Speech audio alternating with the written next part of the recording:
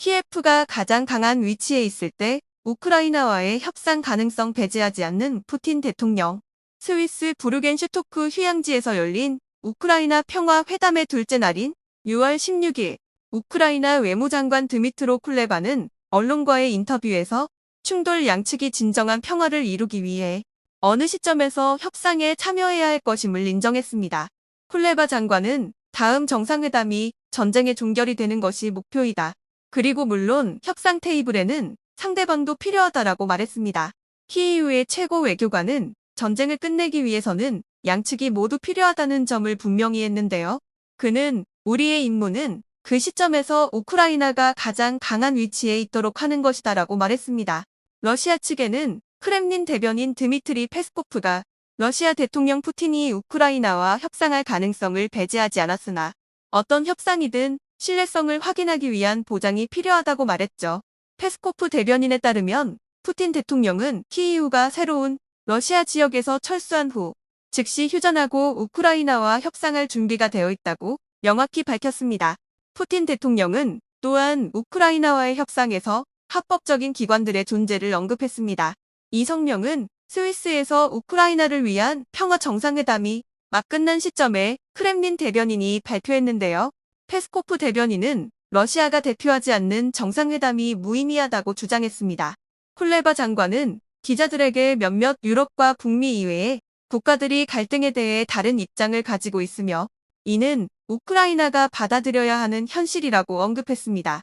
스위스 외교부가 발표한 명단에 따르면 정상회담의 대표를 파견한 92개국 중 78개국만이 최종 공동 성명에 서명했는데 일부 참석자들은 러시아가 협상 테이블에 있어야 한다고 주장했습니다. 사우디아라비아 외무장관인 파이살 빈 파르한 알사우드 왕자는 행사에서 평화를 향한 의미 있는 진전은 러시아의 참여와 각 당사자 간의 어려운 타협이 필요하다고 말했으며 사우디아라비아는 최종 성명에 서명하지 않았습니다. 스위스에서 개최된 우크라이나 평화회담은 국제사회의 지지를 끌어내고 많은 국가의 참여를 촉구하려고 노력했는데요. 그러나 AFP에 따르면 볼로디미르 젤렌스키 대통령이 이 행사에 큰 기대를 걸었지만 우크라이나 국민과 병사들은 스위스 회담이 돌파구를 마련할 가능성이 거의 없다고 느꼈습니다. 90개국과 국제기구가 모인 이 스위스 행사에서 우크라이나와 러시아 간의 갈등이 3년째로 접어들었습니다. 이 시점은 특히 우크라이나의 당사자들에게 갈등으로 인한 피로감이 확산되는 시기로 평가됩니다. AFP는 우크라이나 동부 도네츠크 지역의 탱크 여단 부사령관과의 인터뷰에서 그가 정치가 결국 정치일 뿐이며 도네츠크 상황이 크게 개선될 가능성은 없다고 생각한다고 말했습니다. 강대국들이 전쟁 종식을 논의하기 위해 다시 모일 수는 있지만 이것이 실질적으로 변화를 만드는 정상회담이라고 보기는 어렵죠. 한편 23세에 들어온 담당 직원 텐다닐로는 스위스의 행사가 큰 변화를 가져오지 않을 것이라며 이는 상징적인 행사일 뿐이라고 생각한다고 말했습니다. 그러나 최근 며칠 동안 우크라이나의 가장 긍정적인 점은 미국과 일본과의 안보 협정입니다. 우크라이나와 러시아 사이의 차이는 여전히 큽니다. 미국 지원으로 유도 폭탄 맞을 확률이 20배 줄어든 우크라이나 병사들, 드니프로 강 동쪽 강변에서 활동하는 우크라이나 군인들은 미국이 키이우에 어택즈 미사일을 전달한 덕분에 폭탄 공격 횟수가 20회 이하로 줄었다고 밝혔습니다. 우크라이나 해병대 제38여단의 제503대대 부사령관은 드니프로 강 동쪽의 킹키 마을 주변에 그들의 위치를 타격하는 러시아 폭탄 횟수가 최근 80회에서 하루 4회로 줄었다고 말했는데요. 이는 미국의 새로운 군사 원조 패키지에서 제공된 무기와 탄약 덕분입니다. 키이우 군대는 최근 새로 받은 어택즈 미사일을 사용하여 크림반도에서 러시아 비행기가 우크라이나를 공격하기 위해 이륙하는 기지에 지속적으로 발사했습니다. 도크 시스템에 대한 추가 탄약도 우크라이나 방공군이 전선의 적 비행기에 대응할 수 있도록 지원했습니다.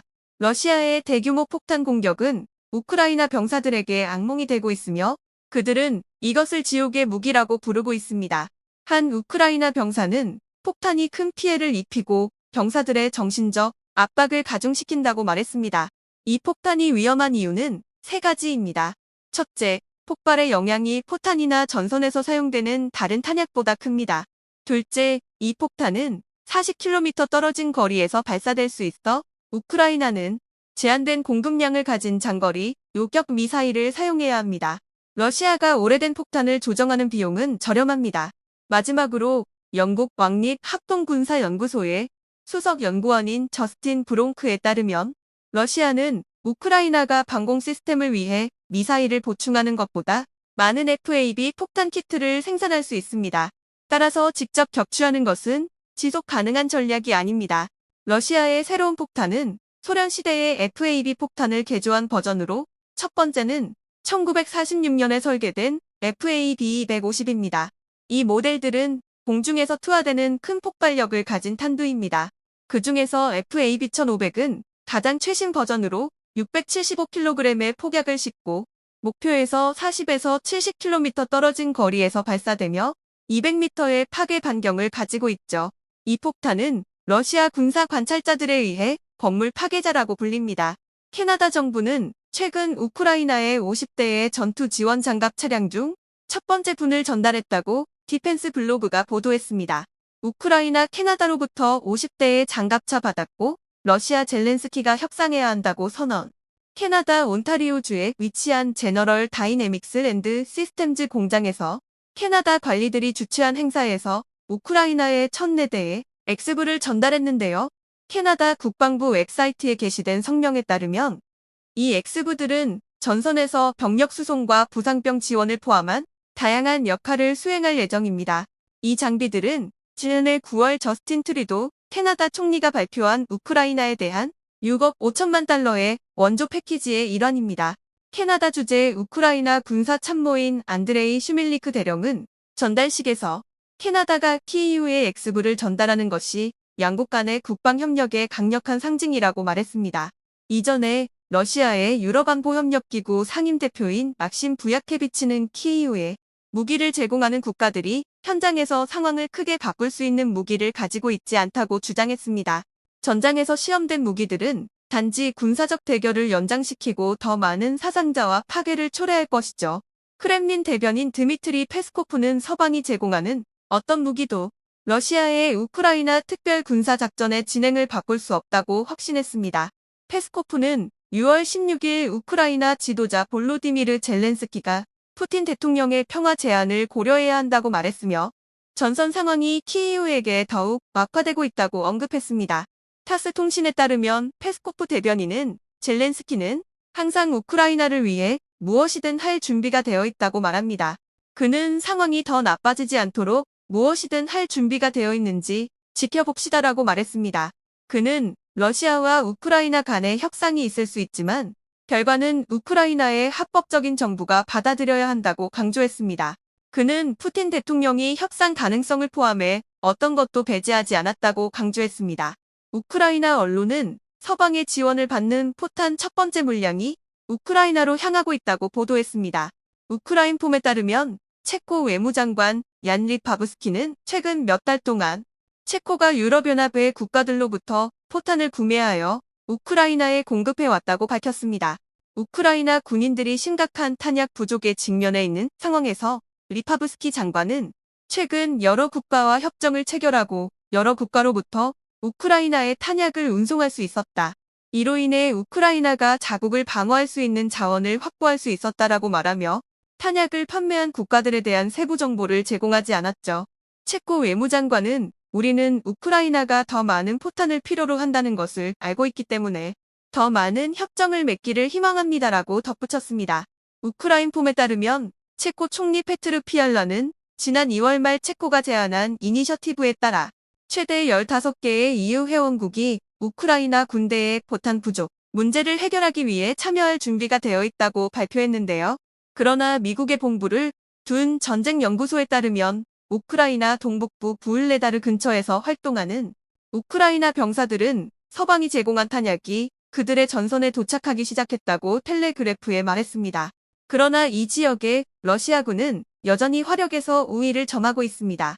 한 우크라이나 병사는 기자들에게 러시아군이 여전히 포병에서 5대 하나의 우위를 점하고 있다고 말했습니다.